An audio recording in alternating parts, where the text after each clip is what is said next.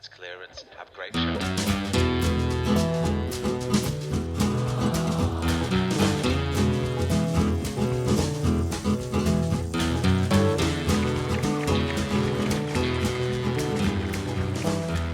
Welcome along, gentlefolk, to another episode of Absolute Scenes, the podcast that takes a direct approach to the arts, that receives directives from you, the listener, and channels them through the medium of omnidirectional devices. I am Gabrielle Shepherd, and with me is my co-host, a man who until recently thought that a directorship was the leader boat in the Navy. It's Andy Barton. Hello. Hi. That's that bit does remind me of my favourite ever dad joke. Oh no. All right, go on then. What is it? I know I've set up now, so you have no choice. But I actually really love a dad joke. why do Dutch warships have barcodes on? I don't know. Why do Dutch warships have barcodes on? To Scandinavian. That's excellent, actually. Okay, fine. I'll let that one fly. Why don't we just jump straight into like this episode and what we're talking about and like directing? I know, right? Yeah. I mean, our guest is Jenny Davies, who is incredible, just a wonderful human that has jumped around the industry doing loads of different things. But I guess one thing that we kind of like hooked her in for was the directing world. Yeah. And I know that you've directed. Mm-hmm. I've done directing. I wouldn't call myself a director, but I have done some directing and I really enjoyed it. But also for me, it was a lot to hold an entire room. Like it takes a lot of mental energy that I don't necessarily always have. So I'm constantly in awe of directors and how they do that. I mean, because I call myself a director. I'm a director. Yeah. And weirdly, it's for the exact same reasons why I direct, for the exact same reasons why I'm an actor, is that I like everyone to be listening to me and looking at me. And I thought about and why did you start a podcast, Andy? Same.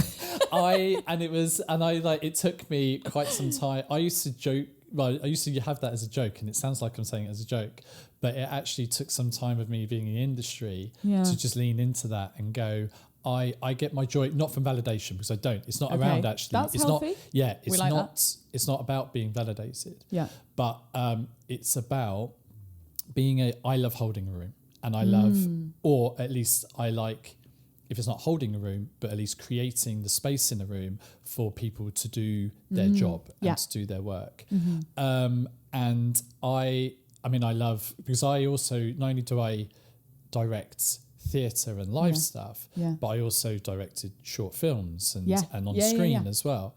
And it's so, half joke is around people just listening to my voice and listening to Barton FM. But Barton FM. But it is, Andy's talking again.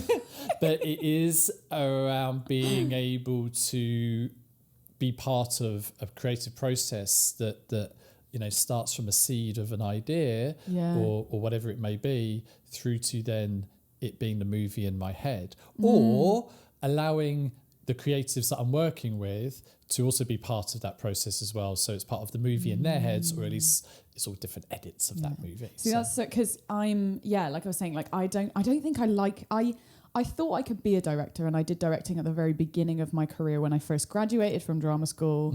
And I think I did all right work. I mean, I was very young, so it wasn't the best work in the world.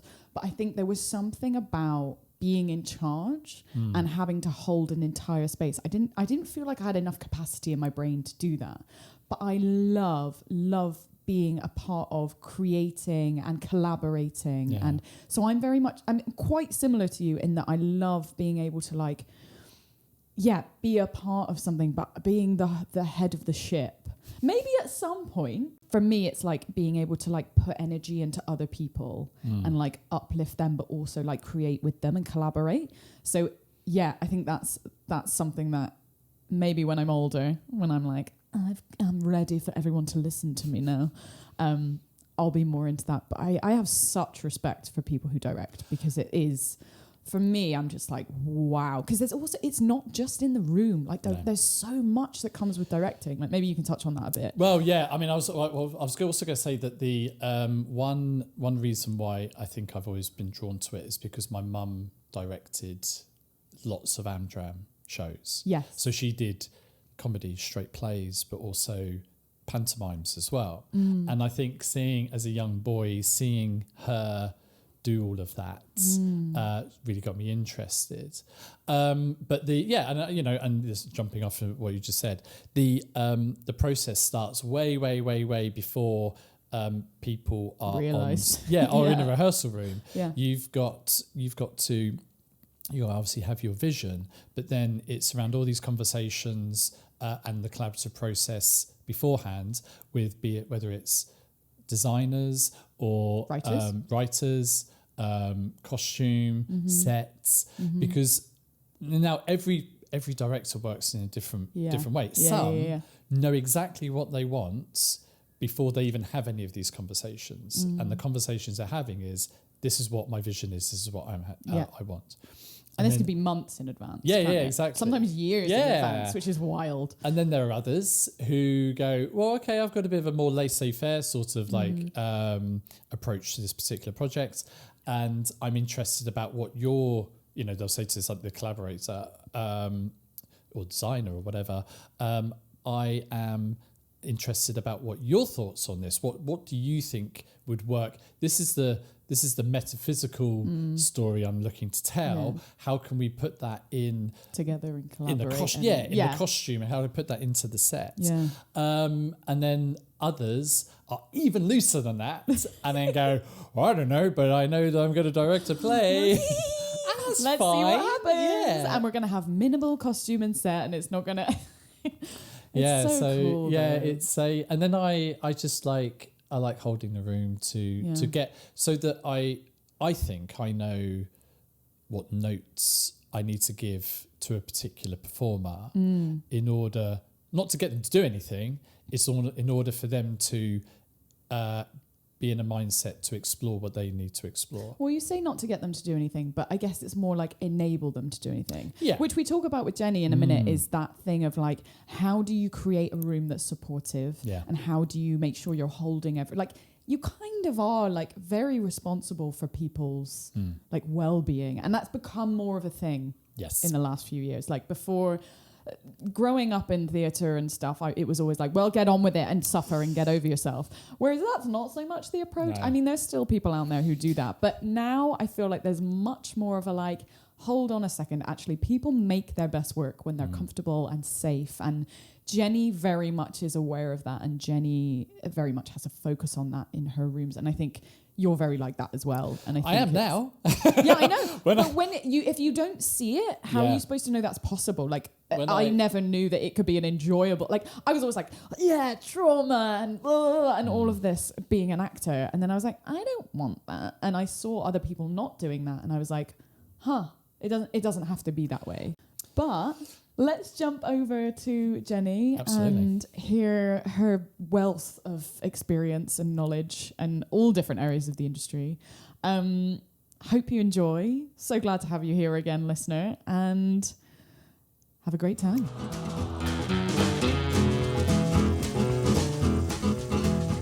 Joining Gabrielle and I this week is a lovely director and theatre maker who we're very honoured to have on the show. You may remember her as a director of such hits as Wendy, A Peter Pan Story at the Egg Theatre in Bath, Outlier at the Bristol Old Vic and Theatre Royal Plymouth, and Miracle on 34 Seymour Street. She was resident assistant director at the Tobacco Factory Theatre and was the receiver of the Lever Hulme Arts Project. She works extensively with both young performers and seasoned artists throughout the Southwest and is just an all-round good egg. It's Jenny Davies! That was really funny. Thank you.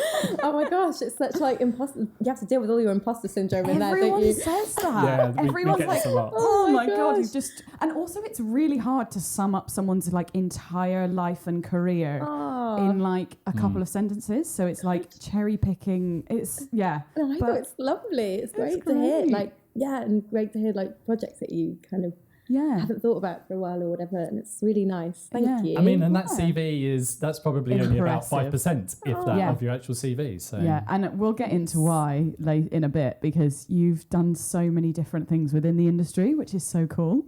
So we'll touch on all of the things. So as you know, you listen to the pod. We always start with an icebreaker question. So are you ready? Yeah, go on. Okay, so one thing that we don't always address on this show is that the Bristol Old Vic is rumoured to be haunted. So in keeping with that theme, would you rather direct a play with a ghost, like co-direct, or direct a play with a ghost in it? Wow, I'm sort of really intrigued by both. Like co-directing with a ghost, there'd be so much to ask about their experience. And if we're telling a ghost story, then their lived experience would be very helpful, right? Yes. But having a ghost on stage, I mean...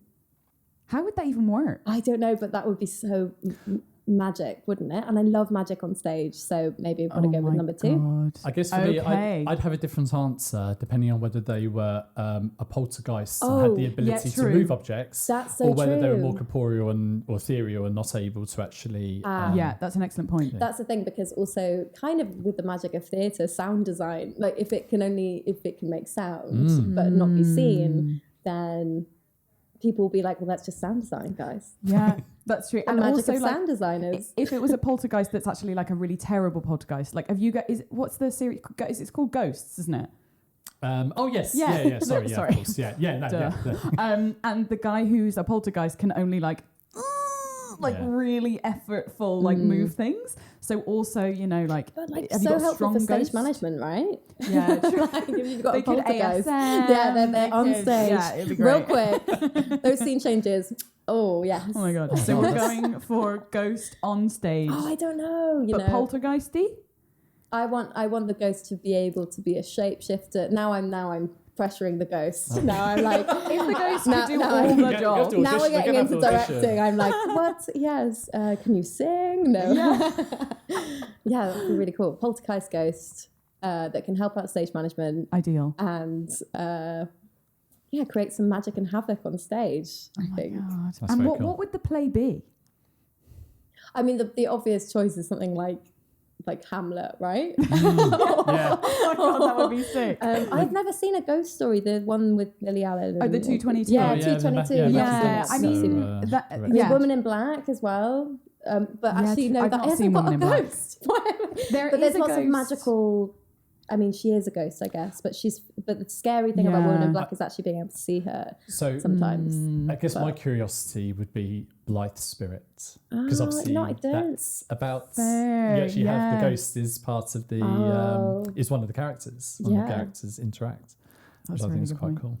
Yeah. Excellent. Let's So go with that. Hamlet with a multi-job fulfilling ghost.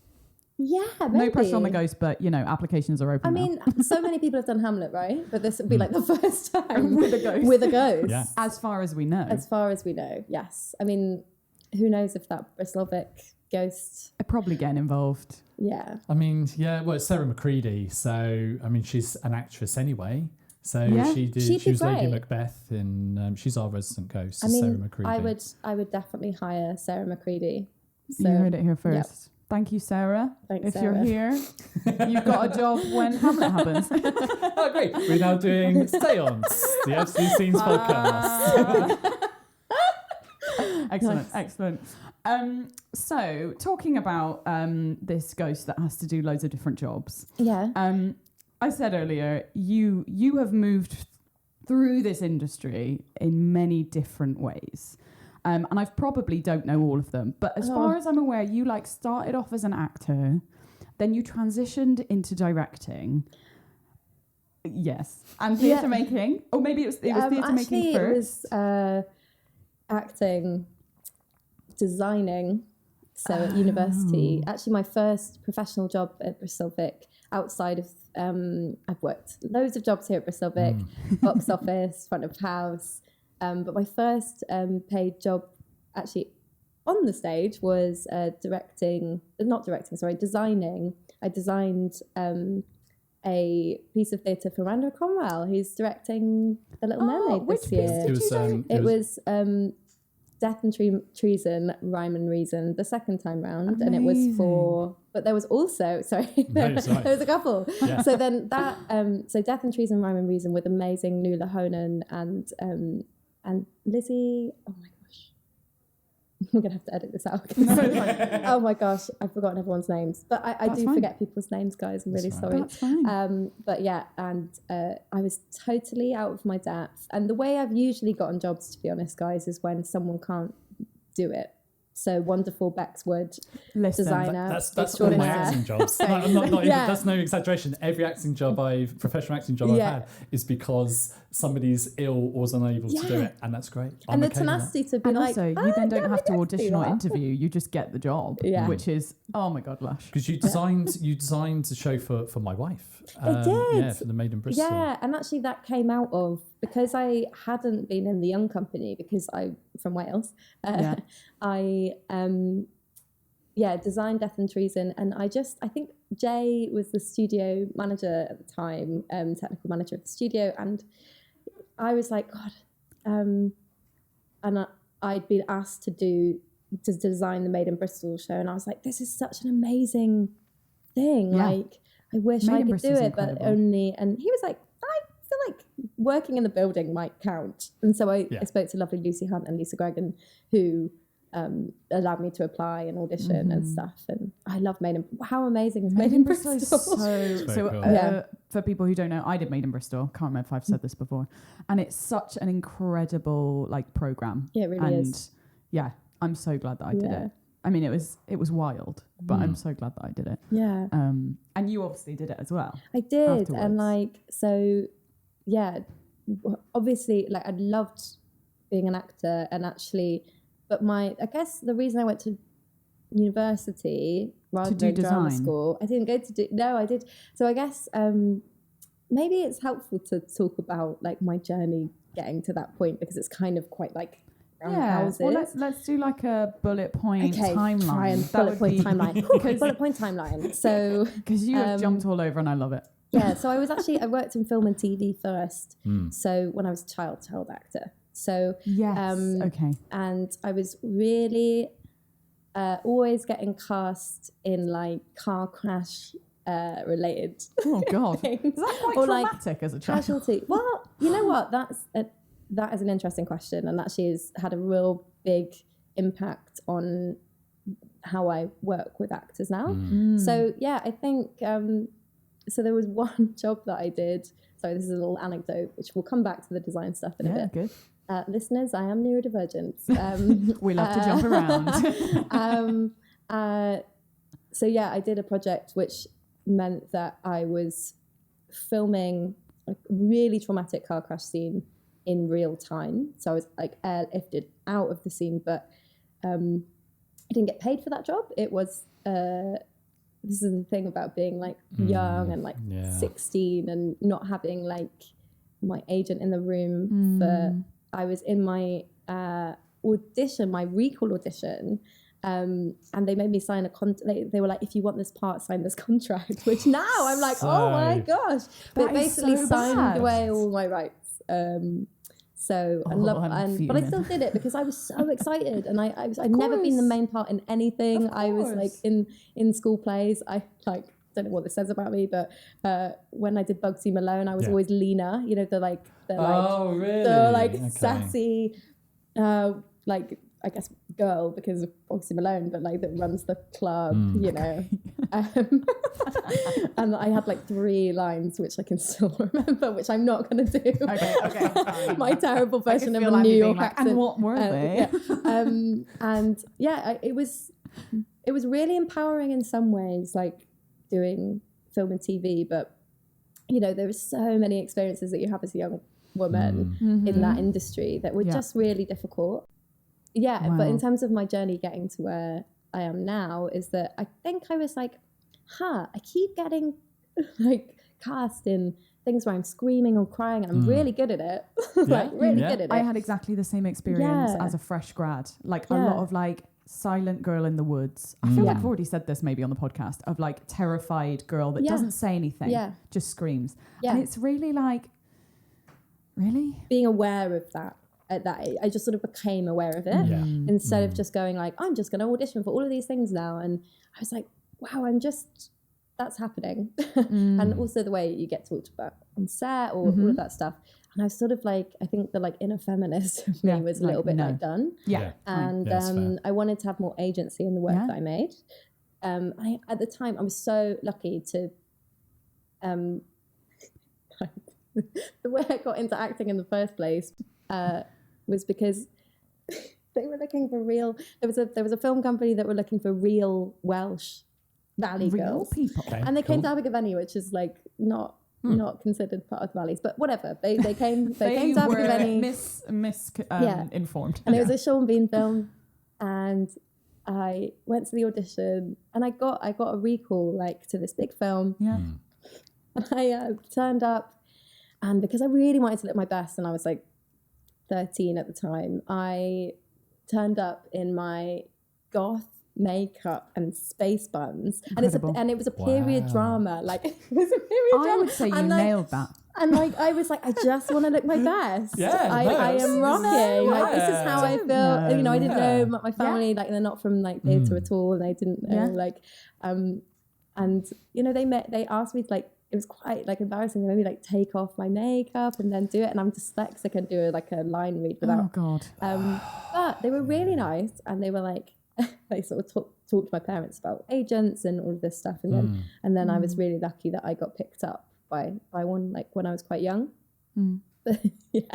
But there came a point where you were sort of like, I don't want this acting world anymore. Well, it wasn't I didn't want acting anymore. I think it was like, or to have that agency. Yeah, I just wanted to. Yeah, I just wanted to be honest, very selfishly, I wanted there to be a way of being a young woman performing and it not be re-traumatizing or just about me being in pain. Like I was just really like conscious that like so many of the roles available to women at that time were that, and things are changing, but it slowly, you know. I was a little bit like, well, you know, what would it be to like make stuff? And devised theatre wasn't really something I'd really come across until I went to like college and you know, did my A-levels and stuff. But like just being able to, at university I did theatre, television, film, which doesn't exist anymore as a degree. Actually, where was that? At Bristol University. Oh, okay. Oh, wow. And I was like, thanks for saying, oh wow. I was like, it's like the biggest achievement for me was getting in there, really. Nice. I worked really, really hard to do that. So I was, and I really, really cared about doing that degree. Like it was like really... Bristol's a great uni. Yeah, and that particular degree, I'd really looked it up and researched it before, and it had such a range of different things you could learn, and that was just what I was just hungry for, learning anything I could. And so...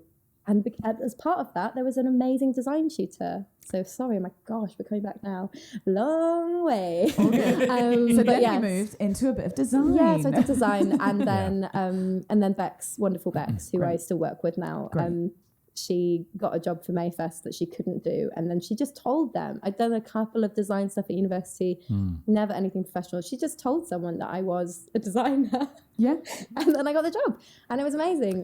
Because sometimes it always just takes someone just to go like, you can do this. And then, or someone to say that you are a thing. Or for you to say that you are a thing. I still find it icky, like, even just saying I'm a director, like, which is silly because that is what I do.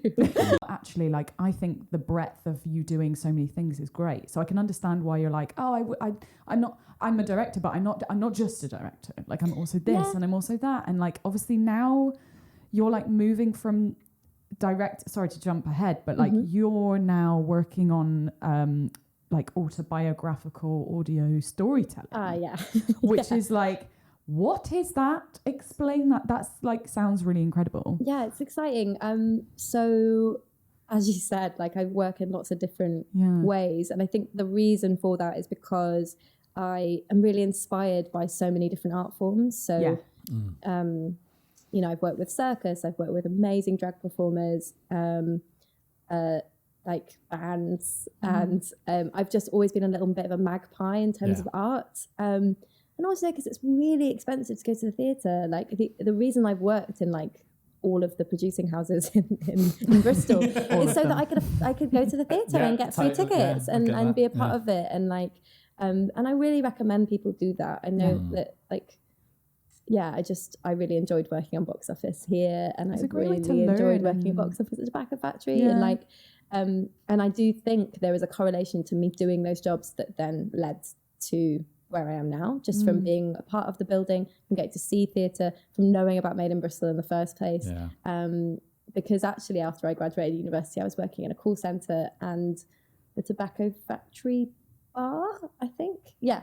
And through that, through the people I met on the bar, I then got like this job. Sometimes, sometimes when people talk about it's who you know, it's less like it is like in terms of nepotism, but actually the most successful, strongest relationships I've had are with people working in the service industry that we've just gone and made things. Same boat. And like, you know, we're not people that have come from like wealth. We are just people working in the service industry. One of the reasons I'm moving into audio is like to make my work sustainable, but also very honestly is that I had one of the busiest, most amazing years last year doing the projects I was doing. I became burnt out. I basically was like very unwell, and it meant that I was very unwell, and it just really made me realize, wow, I couldn't be working at that kind of pace all the time. Like just doing multiple projects at the same time, and really not looking after my own health, and like really not getting the access help that I needed at the time, and like not being really honest about it. And so I was like, sometimes it takes a big break like that just to go like, what is it that I need? What is it that's actually serving me? 100%. And so I love podcasts, which is why I was so excited that you guys are making this, because it's like, oh yeah, that doesn't exist. But the thing that I love more than anything is stories, right? And and just that way that audio can really be nuanced. We were talking about this earlier, Andy, but like it can talk about in a world that's so divisive. And like I know that there's like podcasts out there that, you know, are divisive in lots of ways, but like in terms of someone telling their story about who they are, like I just find it, because people are so much more than just being like a director, an actor, or like a person, and like we're all fallible, like I don't know, meat sacks that are just sort of moving around the world. And I just found it really connecting to like listen to people being vulnerable and like honest about their own Very experiences and human. And because I guess something to say about my work and why autobiographical is something I'm working with at the moment is because I often, with something like Outlier, for example, like my process, I really find my process is really it's come from working with people that are brave enough to tell their own stories. I feel that. And I was like, and I've just realized that I keep coming back to that. I'm just so drawn to people that feel brave enough to share their stories with the world, and to do that with agency, that my whole process is built around that. And there's so many people that I want to thank along the way of that, because there were points in my life where theatre was either something that was really not good for my health or was my lifeline, you know, like, so the route into directing kind of came from a similar place. I was on stage when I was performing. Oh my gosh. So I was designing and performing still, and I was in a play where I had to, as an actor, simulate having a panic attack. Right. Okay. And Fine. I just, basically what happened is that I just couldn't breathe. And then I was like, I'm having a panic attack. Yeah. Oh my god. And it was a sold out performance. And I was like, whoa, okay. And I somehow, my amazing, the person I was playing opposite was amazing and just kept feeding me the line, because everything went, my brain, like, I was like, couldn't remember. I'd be doing this play all week, and it's not like I didn't know my lines. It just was like, I don't know, a full body experience of like, I don't know if it was a panic attack. I feel like the panic attacks I've had are like so scared, like you feel like you're dying, right? And this was something like maybe an anxiety attack. But it was horrible, and it was like in full view, like of an entire audience. Yeah, a sold out audience, and we'd invited some really cool people. So after that, I was like, God, maybe I can't perform anymore. And then I got introduced to clowning. Yes. Oh my god, Cool. love With it. amazing cool. Holly Stoppit, like Yeah. Incredible. anyone that's from Bristol, like I could not speak more highly about Holly Stoppit and her practice, because Holly is a trained therapist, Yeah. and Oh, I didn't know that. yeah, that's what makes her work, I think, so helpful, and Safe. in terms of and safe, and that's really what I needed, as someone who has quite an unhealthy relationship with work and my Don't we all? and sharing and all of that stuff. Yeah. God, I found Holly at the exact right time. Oh, amazing. And she just, it was great. It was like, wow, clowning from Holly's teachings are more about being able to be vulnerable. And God, does it feel vulnerable to be on stage having a panic attack in front of lots of people? Oh my gosh. So recovering from that. But then it kind of allowed me into all these amazing women in my life. So I happened to be assistant directing for amazing Emma Williams, who's also a brilliant Bristol director. And she was like, you should be doing this, Jenny. You should be a director. And I was like, really? There's always like these people that like Bex being like, she's a designer, like Emma being like, you're a director. Like it sort of came from there. And it's also like your feeling of self-worth. Like I think I've really needed to, the last couple of years, really work on like being aware of the shame that we all carry. Like not only me, that I'm talking a lot about me. Well, you have to talk about you, I'd love to. Oh, thank you. Well, there it is. There's the shame. Did fooling, which is such an incredible art form. Have you guys seen any fooling No, stuff? I haven't. But like I did clowning at uni and stuff. So I loved it. Well, I love it I too. hated it. Fooling is like clowning, but you don't have to be funny, which it takes the pressure off. Real Interesting. like the way that Holly teaches it anyway. That's how I see it. Understand it. But basically fooling, you get into a meditative state almost. And it's funny with Holly, when we're performing, I've performed with her company Beyond the Ridiculous. And the art of fooling is like not planning, which actually, as someone who really struggles with planning, oh man, I love it. Lovely. I love it. But it's always funny. It comes from honesty, doesn't Yes, it? And just exactly. being open. exactly It is. So it sounds like it naturally probably will end up being It is funny. always. Like I just said, it doesn't have No, so the but pressure you're not isn't like there. you still got the training of clowning where you're maybe clocking but it's really about being attuned to what's there. I've seen the most heartbreaking falls, the most like, oh my God, but going from like light to dark real quick. And that's the kind of theatre I love, I guess. And when I came into that, I was like, oh my God, this art form is just insane. Haven't done it in a really long time, but I am working with Holly on the audio thing that I'm doing. Great. Brilliant. Do you So- want to tell us a little bit about that? Yeah, sure. Great. So I work with people's stories a lot, and I have a process in doing that. And it just really occurred to me that I haven't been, not brave enough, but I haven't done that. Like I haven't Also, less like brave and just also like being ready. yeah, exactly. Which I Like- do champion as well. Actually, Yeah. the reason. Give yourself time and grace. Yeah, and actually, you know? this particular project, actually, you said about the Leverhulme scholarship that I got. It was one of the things I pitched way back then, but in a completely different form. It was going to be like, when I think about it now, I'm like, oh gosh, that would have been hard. It would have been a one-person show, and it's a lot about art and abuse and what happens in institutions or artists or all of that stuff and the relationship between that. So you've actually been working on this for like a really long time and getting ready I've been for thinking it. about it, Yeah. which is actually why it's a that is working on DYCP it and for not a me. project in a way, because actually there's still a possibility that this will never be made. But that's okay. But what I wanted to do, exactly, it's so okay. In fact, it's really important with this one. When you're dealing with like quite a lot of trauma, it's really important that is an option. Yes. I think. And 100%. sometimes people will get a commission and then they will just be like, well, I've got to do it now. And it's like, that can be a really difficult process if we're working with trauma.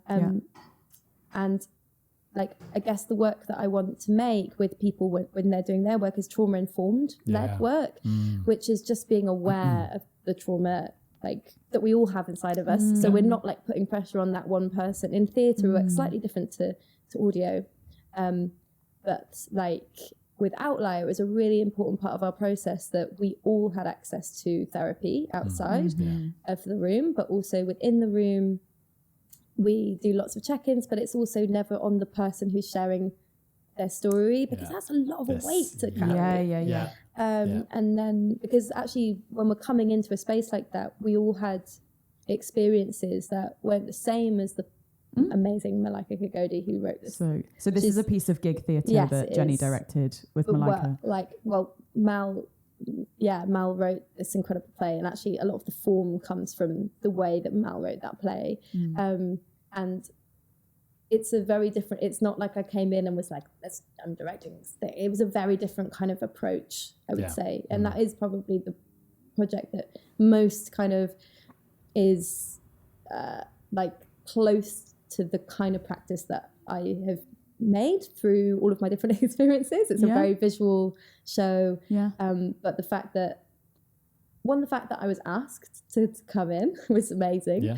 And that me and Mal work so closely together. Like Malika's amazing brain was like so part of like actually how everything was on stage, but also her bravery and her like her artistry. Sorry, we both went to be like, questions. Yeah, it's probably the same question. No, it's fine. I was going to say, so obviously we're talking about visuals and stuff. Like, what is your favourite medium? Do you have a favourite medium to work in? What's the same question? My favourite medium to work in is a responsive medium with whoever I'm making something with. It's like the form right for it. Finds the because I think some of my favourite work has been with non-professional companies, professional companies, like all of that. But the thing that has always been really exciting is like the possibility of play and magic. So just going back to the directing really, and it's it's because something that another question I had when you were talking about Outlier, but then it I guess jumps off what you've just been saying, especially around trauma and the sharing of trauma. How do you set up and create a rehearsal room that is, I guess I'm just going to leave it actually, and that, how do you set up and create a rehearsal room with those things in mind? Wow, okay. Yes, that is a really, really good question, and one that I'm still learning because I say I work with trauma, but I'm not a therapist, and I just acknowledge that trauma is something that we all experience. So it's just about being aware of that. Usually when I'm working with a group of people, we'll check in with each other before we get into the room about what people might need. Nice. Or want. I mean, sometimes like access needs often butt up against each other, and that's really good to acknowledge and be aware of, I think. So with Outlier specifically, we'd have someone like Lou Platt, amazing Lou Platt, artist wellbeing, who'd come into the space as a drama therapist and introduce themselves and all of that stuff. The first day, I'm aware that is usually when I am at my most like anxious, or everyone is. Yeah, everyone is. Especially but not worked together before. And if you don't acknowledge the fact that, like, for me, I always find it really weird. Like, I find it really inaccessible and weird when people pretend like something isn't happening when it's really happening. Which is similarly because they think that's what they should do, right? Yeah. And I'm someone that can't really do that. Yeah, I'm like, this is weird. Isn't everyone anxious? Yeah, but that's why the check-ins feel important. In some processes, I'm not able to do like a full check-in, and also maybe not appropriate in terms of like, depending on like, if you're working in commercial theatre, that's not necessarily something that's accepted, or like part of the thing, part of the machine of commercial theatre, which is again fine. But I've like been like, so it's each situation. Each situation is really different. So that's a really sorry, I've gone round about the houses there, Andy. But working out how I'm going to check in, making sure that people are comfortable, that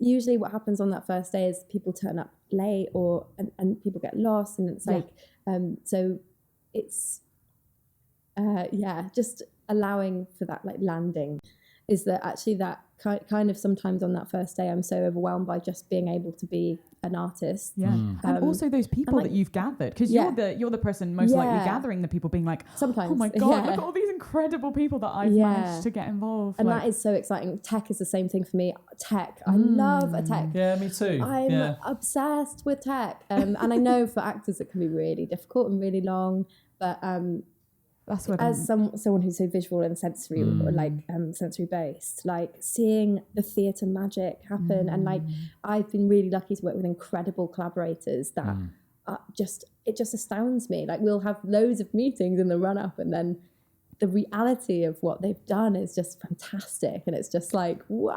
Yeah, because you often don't get to see the full picture of that until the first day of tech. I mean, you get to and see being in the theatre as well. Yeah, and like sometimes you get to see a model. I love model boxes. Oh, I love a model box. My god! And like costume design drawings. I'm always so setting up the space. I would I love it to be visual. I love to have things around and things like that. And I just love to get the creatives in, because it's just so nice for the performers, I think, also to really also understand that they're people. Yeah. Emily Lynn once said an amazing thing, who was someone I associate for last year at the National Theatre, and she said like this in tech, and it's just always stuck with me. She was like, just a reminder that everyone here is doing the best they can. Yeah. So things might take time. And I was like, yes, everyone here is doing the best they can, and I'm trying to live by that a little bit more now, because I love that. COVID was really hard for everybody. Now we're going to ask you to tell us your absolute scene. So this is a scene from film, from a TV show, or from a play, or even from a book. Yes. But basically, the thing that maybe it gives you goosebumps, maybe it's something that started you off on your journey into the arts. It could be all of these things. It could also be none of these things. That was my turn to be cryptic. So Jenny Davies, would you like to give us your absolute scene? Yes. So I think it's not a scene, because I don't know if there is scenes, but it's from a production called Hug by Verity Standen. I haven't seen Hug, but I love Verity's work. Yeah. She's amazing. Sorry, carry on. But I'm sure a lot of people will relate to, was in Edinburgh as a performer. I was supposed to be like a production assistant, and somehow they asked me to be a performer in something I was doing, and it was like that first time ever being in Edinburgh Fringe, and I was in my mid-20s, and I was just sort of really out of my depth and quite lonely and kind of all of this stuff. And then someone told me about Hug, and I was like, that sounds crazy. And basically with Hug, you go in and you know what's going to happen. So again, access-wise, it was helpful. But all that happens in Hug is that you get blindfolded, and you're going to hug someone or connect with them in some way, depending on what you want and what you feel able to do. But it is this astounding, almost symphony of voices that are hocketing, and it's like an insane sound bath. But at the same time, you're hugging someone, and you never get to know who they are. But I think I was hugging a woman, maybe an audience member or a performer. A performer. Okay. So so as an audience member, you come in and then you sit down and then you're given a blindfold, and then and I can't quite explain, but it was like this really just transformative kind of emotional response from basically everybody. But you could being able to feel someone's breath and be held while someone's singing is just probably something that goes back to something really young and early. So they're holding you and singing. They're holding you and they're singing, but it's not they're not singing songs. It's this it's beautifully sound, composed. Yeah, I mean, Verity is just a genius. A whiz, yeah. And it's a community choir. There's the theme in my work here. I think I think I really love theatre that works with. I love trained actors. I think they're amazing, amazing. Thank but you. I'm also, you're both brilliant. Yeah. I also love working with people that don't come from traditional theatre training. Yeah. And this was kind of, that was that it was a community choir or like amazing singers from such different walks of life. And I think sometimes you miss that in some sort of highbrow theatre. It just sort of misses people being human somehow. Sometimes when you see things, I'm like, wow, that person really doesn't seem human. Yeah, like you can hear that kind of that training. But I think I've always been curious about humans being humans in all their fallibility and their kind of beauty as well.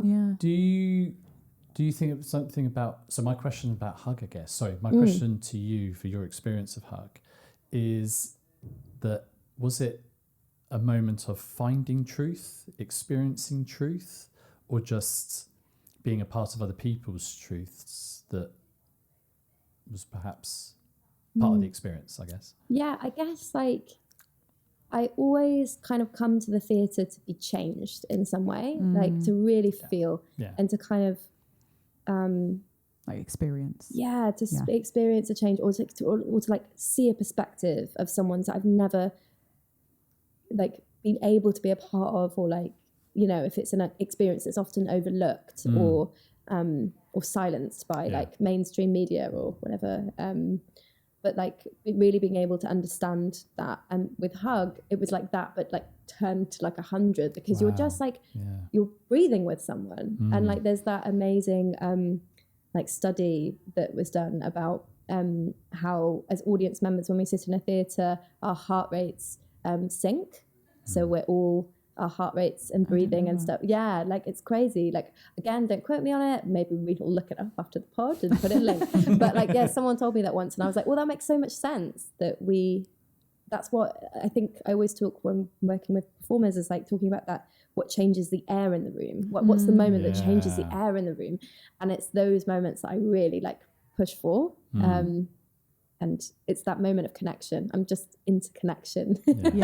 Into connection. Into humans. Into humans, connecting. So it's boring when you're on your own. Yeah, and I guess I know that I keep, like, basically you ask me a question, we go on an entire journey, and then I come back. But I love it. To go back to your question about why audio, it's that, like, it's just an art form that I've not been able to like know anything about, and so I just really need to know everything about it. I need to know more things. But also so interesting that your absolute scene, you were talking about like having an experience of like one sense or one layer. So interesting that that is like pure audio basically with touch. But interesting that your absolute scene has no visual. And now you're working through your, you know, this piece that you're working on. Oh, that's so lush. It's so cool. I mean, I'm very, very inspired by my family, who don't work in the arts at all, but we quite regularly get drunk together and sing. Like, we're Welsh, we do that. We do that. But yeah, like, and harmonizing, and there's something really magical about harmonizing with someone. Oh my God, yeah. And bodies, like, you know, in connection. I guess that's the thing about theatre, when it's like, when it's really going, and the actors almost believe what's happening, and you can just the sense of that connection is really it's like magic. It's so like tangible, you can feel it, and like song and like music and audio can kind of sometimes get there quicker. Sometimes is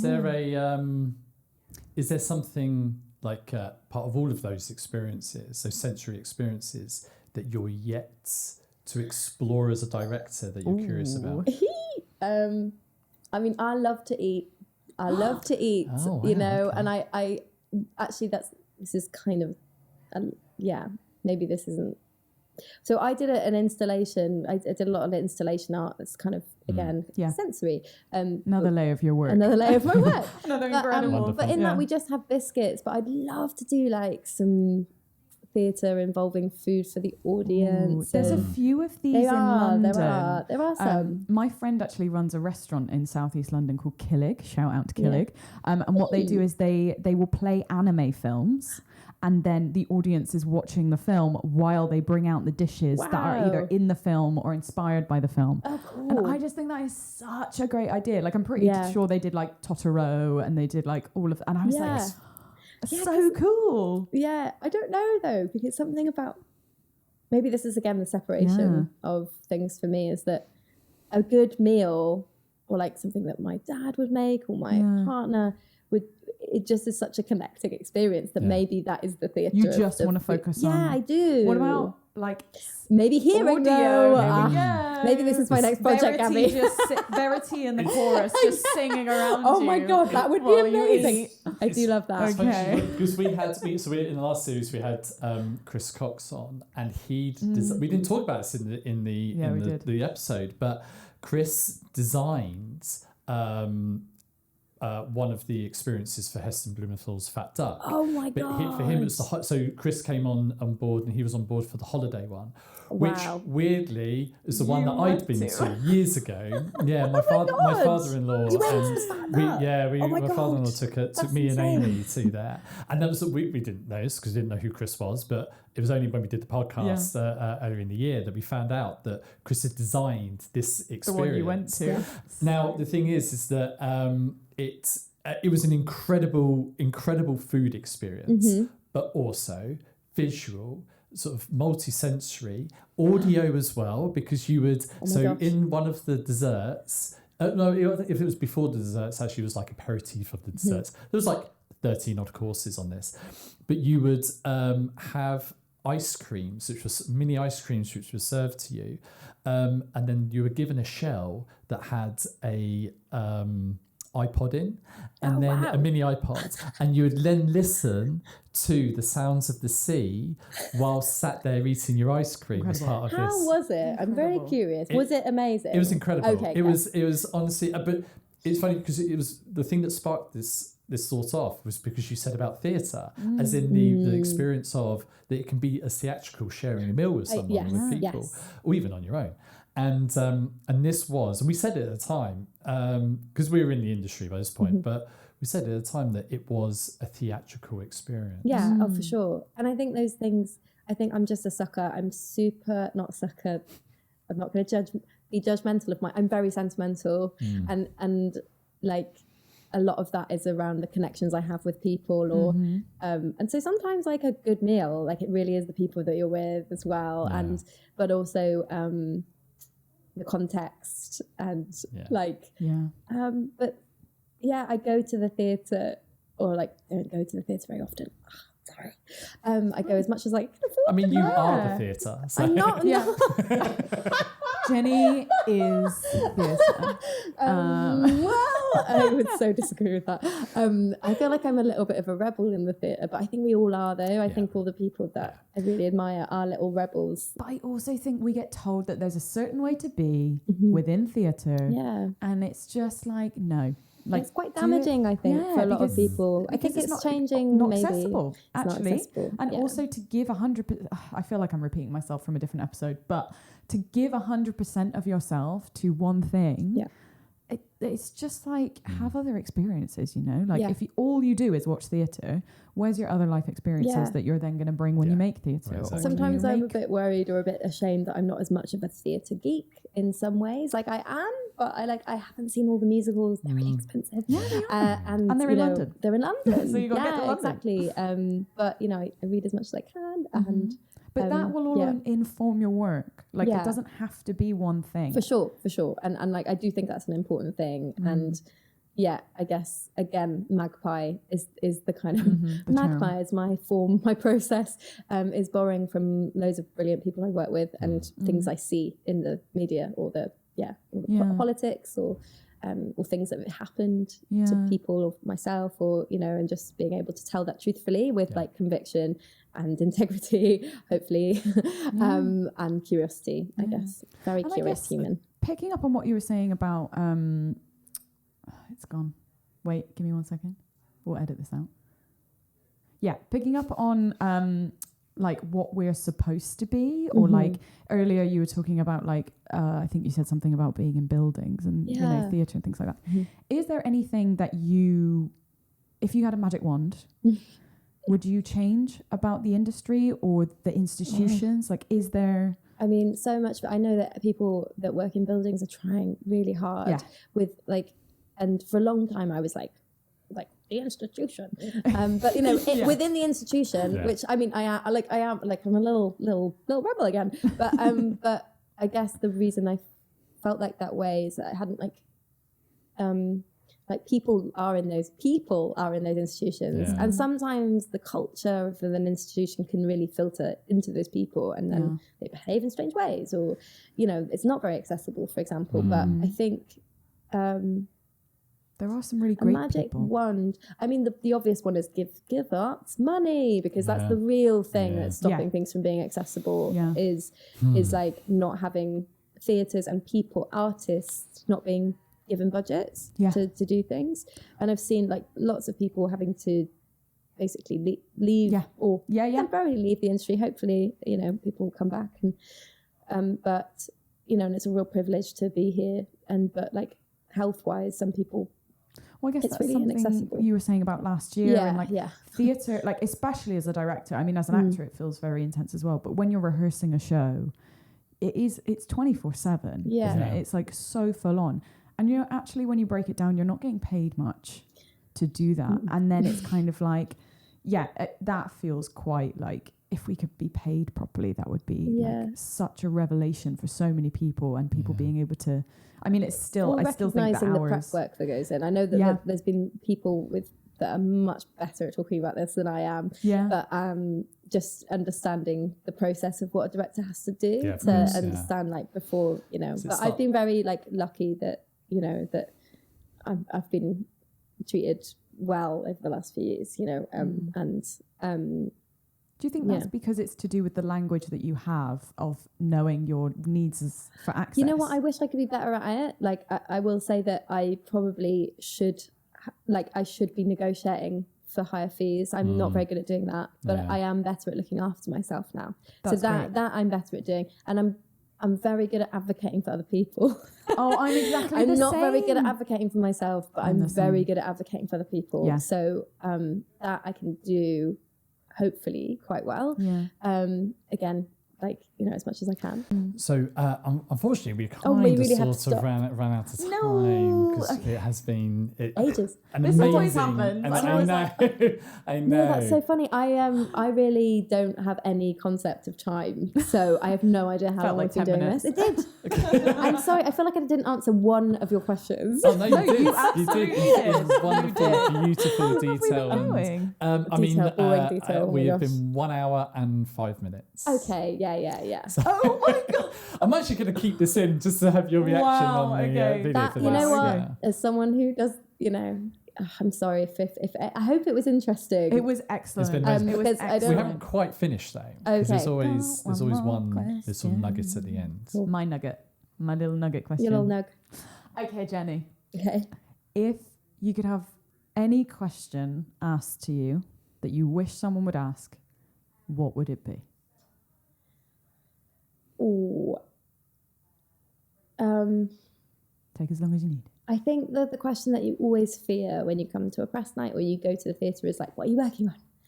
And it's like, and maybe it's something around rest, or like, maybe it's like, what's bringing you joy at the moment or something, so that it's not like, I think we are so attached to our, in the world of theatre, we're so attached to like this kind of idea of our self-worth being connected with our work, and I actually do think that is really not a helpful place to be making work from, like, because then you're like you're only as good as your last show, like all of that is really unhelpful.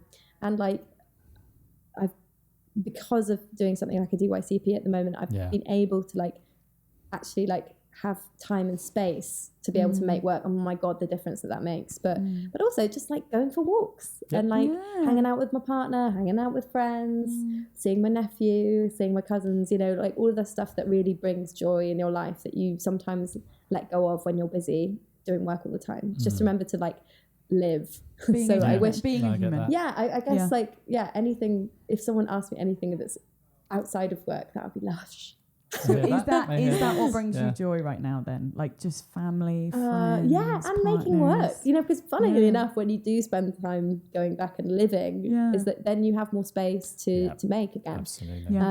And that is what's bringing me joy. I mean, what's bringing me joy is that I'm going to America on Sunday. Oh my god! Of my DYCP. Oh my god! I forgot about this. Yeah, so I'm such an adventurer. 3 weeks. Ooh, I mean, not all of that is like there's only a small portion of that is funded, and the rest It's holiday. it's holiday. I've just like I'm staying on some sofas, not sofas, but I'm staying with people. Actually, no, I'm not staying on a sofa, Jenny. Oh my gosh, no! You got a whole real bed.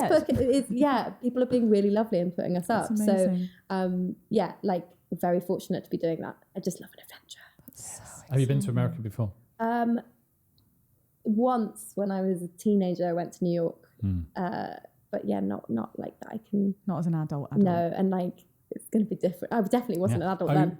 Oh my gosh. This will obviously give people an idea when we're recording this, but you're going to be going during election. I know, yeah, big time, time. Baby. And actually, some of the audio. So the point of going is to like work out like how to make my work sustainable. And one of the people that I'm meeting there, which I should, I really want to tell you who I'm meeting.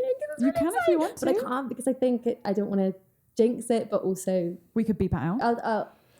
Oh yeah, okay. Can you beep it out? Yeah. Well, plus Okay, also 100%. you would have seen them by. Oh, I see. Because like, even though this will be going out later on. Yeah, for some time. it's just that like It's in time. We it's can not beep it out like and we it's can look at just a edits. meeting. It doesn't mean anything. So anyway, yeah, maybe bleep them out. Yeah. Because also I'll be really embarrassed. Yeah. But I'm meeting up with B.A. Parker from NPR, who's like an amazing podcaster, so brilliant. She does something called Code Switch. Oh, In excellent. fact, actually, I should just say that maybe it doesn't happen though. What if she? But anyway, she's very busy, like covering the election at the moment. Yeah. Code Switch is amazing. Listen to that. She's also done things for This American Life, and so I'm also meeting David Casterman, who's the senior editor of This American Life, Oh, wow. which okay. is super exciting. That is Yes. incredible. So I'm going to get to go to their offices next Thursday. That's exciting. Oh my god! Well, Because I sent them my work and they both really liked it. So that was kind of crazy. Oh my god! To be like, thanks. No, it's just it's kind of overwhelming and like Yes. exactly what the DYCP was supposed to do. And actually, I just weren't really ambitious with it. And Why not? It wouldn't have happened. Like I just didn't expect any of them to reply, and then they did, and it's like wow. Oh my god! Yeah. Have the best time. Thank you. I just can't wait to ask them loads of questions. Yeah, like we've just We need done to with stop you. those. Yeah, no, well, I was going to say this. Just, I mean, on this wonderful bit of joy, and this is exciting. We'll have to. We do have. We really to sort do of need to stop it go. there, Yeah. Oh, well, Have thanks, the most guys. incredible time in America. Yeah. Thanks so much for having me. I hope it was course. in some ways not completely insane. So It was yeah. not. It was This not. is so It was good. great. It's wonderful. It's This great. is full of amazing stuff. So Cool. I mean, thank you for Thank you for you. being with us. Thanks so And much for having me. This has been Absolute Scenes. It's goodbye from me. Goodbye from me. Bye from me. Great show. Absolute Scenes is written and hosted by Andy Barton and Gabrielle Shepherd, with music by Brian Hargreaves, edited by Andy Barton, marketed by Gabrielle Shepherd, with assistance from the Bristol Old Vic Theatre. We'd like to thank everyone for their continued support, and especially like to thank our guest, Jenny Davies. If you'd like to support us financially, you'll find links to our Buy Me a Coffee below. Join us next month when we'll bring you new guests, new banter, and new horrendous and terrible dad jokes. See you next time.